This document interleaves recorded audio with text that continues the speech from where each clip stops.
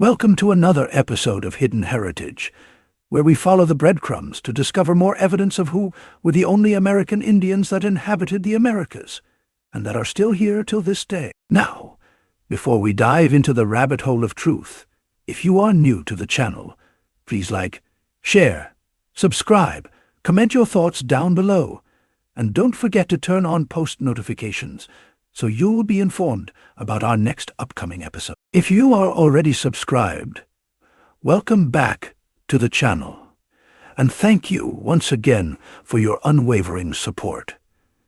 Please continue to like, comment, and share so more people can witness the truth. Let's dive in. American Indians in the Commonwealth. Now, here's the APA citation. We're going to put it down in the description and the comments so you guys can check it out. But remember the year 1869. Let's get our pointer out real quick, okay? Just remember that as we go through this rabbit hole, okay? Just remember that as we go through this rabbit hole. Remember 1869, all right? American Indians in the Commonwealth, all right? Remember 1869. Before we get started to break it down from the as low as we can possibly go, as deep as we can possibly go, we ask artificial intelligence, what is enfranchised the Indians of the Commonwealth? Right? Let's go to the it's alone thing. So let's go there real quick. All right. Again, it means enfranchise the Indians of the Commonwealth refers to the efforts or initiatives to grant voting rights and full citizenship to Indigenous peoples within nations that are part of the British Commonwealth or other Commonwealth entities. Historically, all right? Historically, Indigenous populations in many of these countries faced disenfranchisement, exclusion from political participation, and systemic discrimination. In some contexts, particularly during colonial or post-colonial periods, granting Indigenous populations the right to vote enfranchisement was a significant political and social issue. For example, we have it in Canada, right? Australia, right? Okay? Hindustan, right? And what else? The term encapsulates broader struggles for Indigenous rights, recognition and inclusion in democratic systems across Commonwealth nations. All right. So you notice it doesn't say USA in here, right? It just says, enfranchise the Indians. But when we showed you the citation, it was in the USA. So let's show you the citation again, where it is. Again, the act to enfranchise the Indians of the Commonwealth was in the USA. Okay. Okay. For example, Massachusetts, USA. So let's keep on moving. All right, so we're going to read this. Okay, 1869, Chapter 463, an act to enfranchise the Indians of the Commonwealth. All right, remember this? 1869. All right, and we haven't even gotten to the good part yet. Just fi. So let's buckle in, please. All right. So this is it. We're going to read chapter 463. Watch this. So let's get our pointer out real quick. Watch how we scoop this up real quick. So right here, an act. Oh wait, a boom. An act to enfranchise the Indians of the Commonwealth, right? So, okay, Indians made into citizens. All right.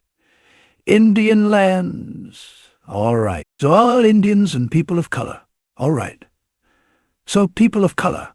All Indians and people of color heretofore known and called Indians. So the people of color are known and called Indians. All right? So let's stop right there so we can lock down who are these people of color in 1869. All right. So just type it in people of color 1869. And we see who are the people of color 1869. All right. Okay. See the people. All right. See the people. All right. See the people? You see the people 1869, right? So you see the people around the 1869. Same time frame. All right. Same people look like this around the same timeline. All right. So let's lock it down. Let's continue reading. All right. So we're back. We're back.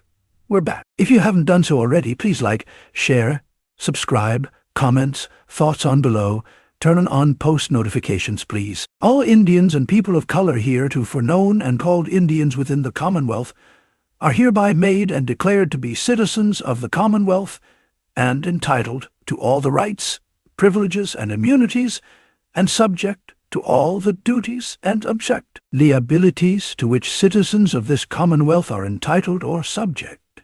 Section 2. All lands heretofore known as Indian lands. Okay. These are the Indians right up here rightfully held by any Indian in severalty and all such lands, which have been or may be set off to any Indian shall be, and become the property of such person and his heirs in fee simple provided, that such land shall not be held liable to be taken upon attachment or execution for any debt or liability which existed before the passage of the Act, and all Indians shall hereafter have the same rights as other citizens to hold, convey, and transmit real estate. So people of color Indians, and we're going to lock down. Why is it so important to claim your American Indian identity?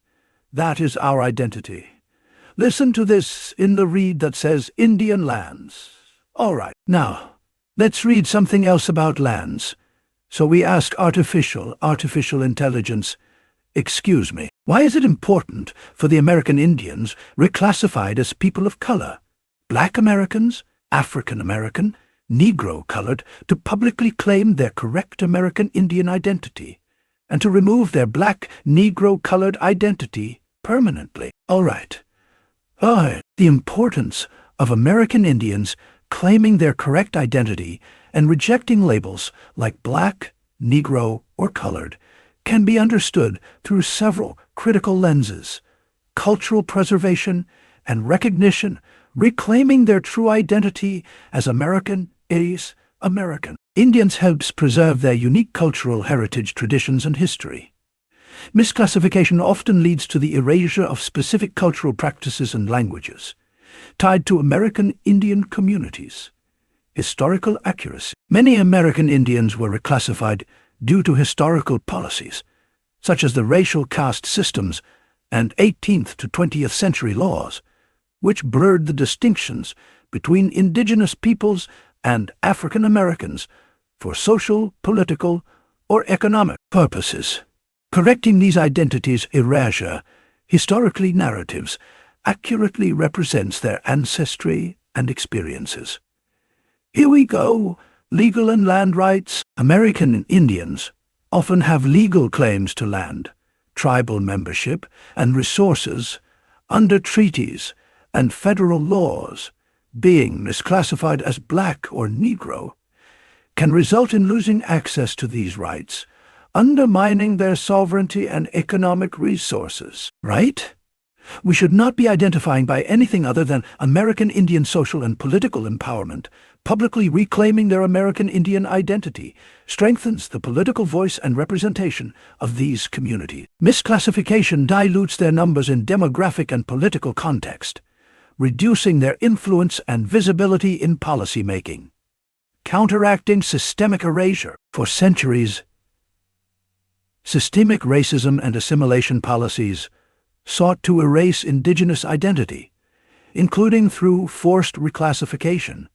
Reclaiming their identity confronts these injustices and ensures that their stories are not forgotten or misrepresented, fostering unity and representation. Distinguishing themselves from the broader labels of Black or colored highlights the diversity within racial and ethnic groups and fosters better representation for their specific needs and contributions to society. Correcting this misclassification is part of a larger effort to address historical wrongs, reclaim cultural dignity, and ensure fair representation in all areas of society.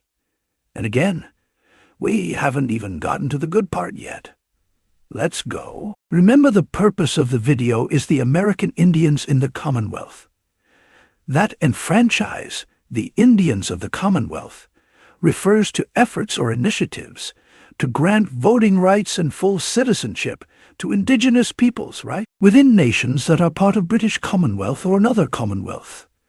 Historically, Indigenous population in many of these countries face disenfranchisement, exclusion from political participation, and systemic discrimination. All right, let's go. The year is 1869. 15th Amendment to the United States Constitution. Voting rights 1870, passed by Congress February 1869 and ratified February 1870. The 15th Amendment granted African American men right to vote. Though they are talking about the Indians, because remember, the term African American was not made popular until 1988. And if you go to the standard form 181, Black or African Americans are not part of any original peoples group, though they don't exist on planet Earth. American Indians exist, though. So to former abolitionists and to the radical Republicans in Congress who fashioned Reconstruction after Civil War, the 15th Amendment enacted in 1870 appeared to signify the fulfillment of all promises to African Americans set free by the 13 Amendments. So we don't think we need to pull up pictures of what African Americans look like today, do we? And it was not talking about anyone else, but the black people or black males or African American. But we saw the enfranchisement, right? Of the Indians in the Commonwealth.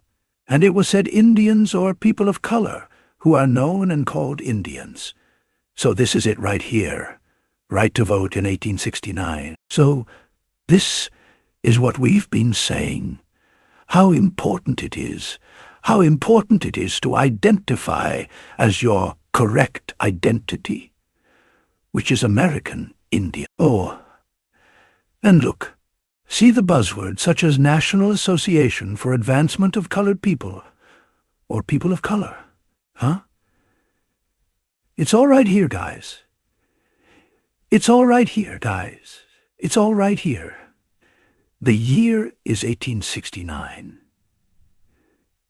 Thank you so much for watching. If you haven't done so already, please like, share, subscribe, comment your thoughts down below, and turn on post notifications, so you'll be informed about our next upcoming episode.